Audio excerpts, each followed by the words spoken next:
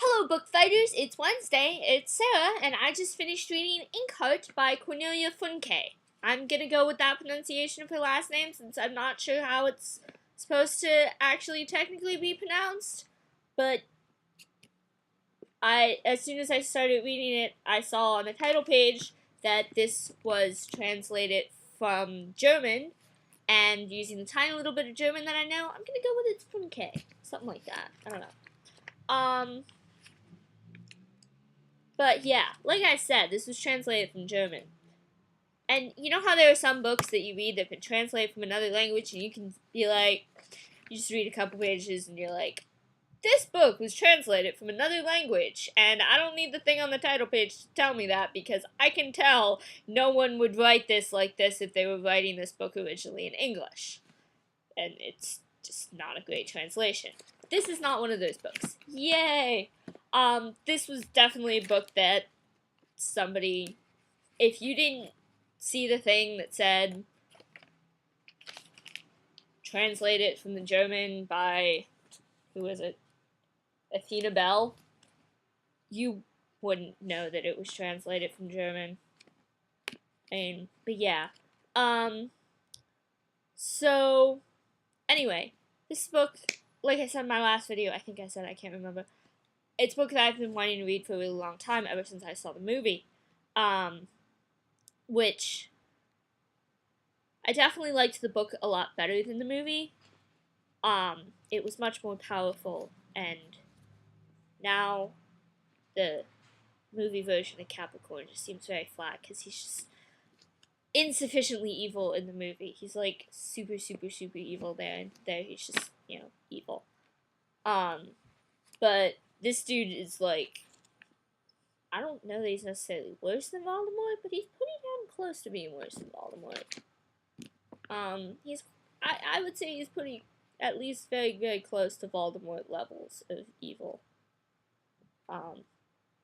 Yeah. But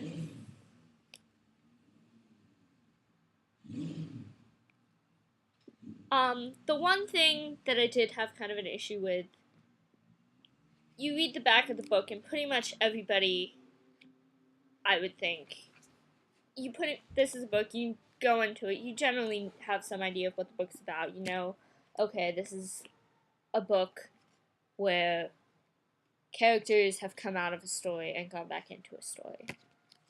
But it takes a really, really long time for the main character to find that out. And it's like, that was kind of one thing that was kind of annoying for me. It's like, okay, I know what's going on and she doesn't, so it just makes her seem stupid. It's not that it's because she's stupid, though. It's just, that's not something you think of. That's not the first thing that I think of. That's not an explanation that someone would just come up with.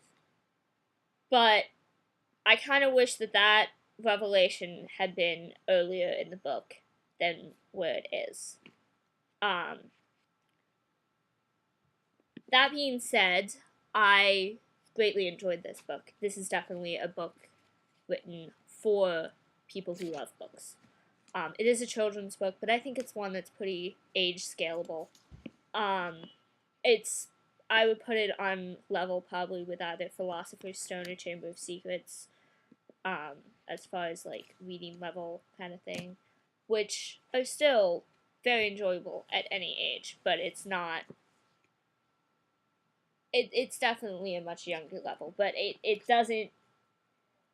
It's not one of those children's books where it feels like you're being talked down to at all, which is annoying enough when you're in the age range that it is, but then to read it when you're like almost 20, it gets even more annoying.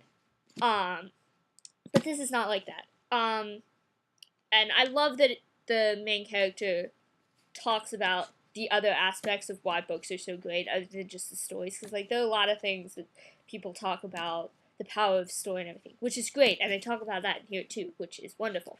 But the really great thing that I like is that she also talks about the smell of books and the sound of books and how they feel and all the other things that we don't really necessarily think of first. And Cover art. I really like this cover art. It's pretty, I mean, it's children's book cover art, which is just generally so much better. It's actual art, it's not a photograph, which is always extra points for me. And it's basically all these things coming out. You have the book called Inkheart, which is the name of the book in the book.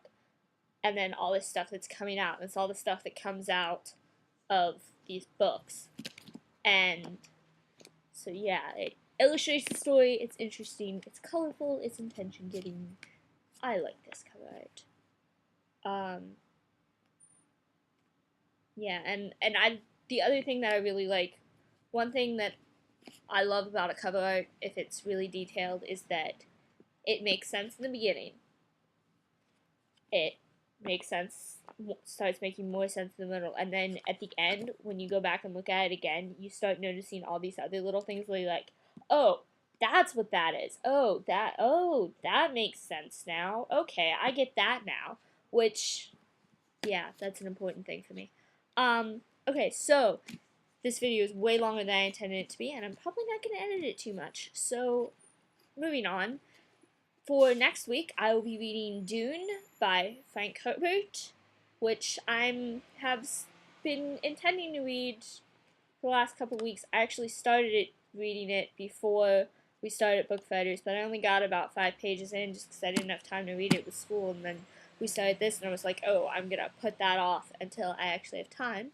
And this is the perfect week to do it because a couple days before the video for this will be due, I will be starting the world's most epic Doctor Who marathon ever, in which I and a friend of mine attempt to watch every single episode of Doctor Who ever since 1963 in a week and a half.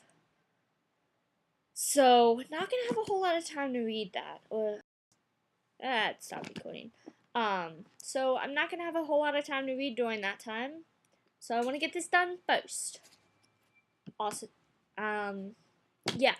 And Katie, I took the quiz, and my result was that I am an INFP, which I can't remember exactly what they said in the explanation. I forget all that now. Because I took it like right after I watched your video, so it was a while ago.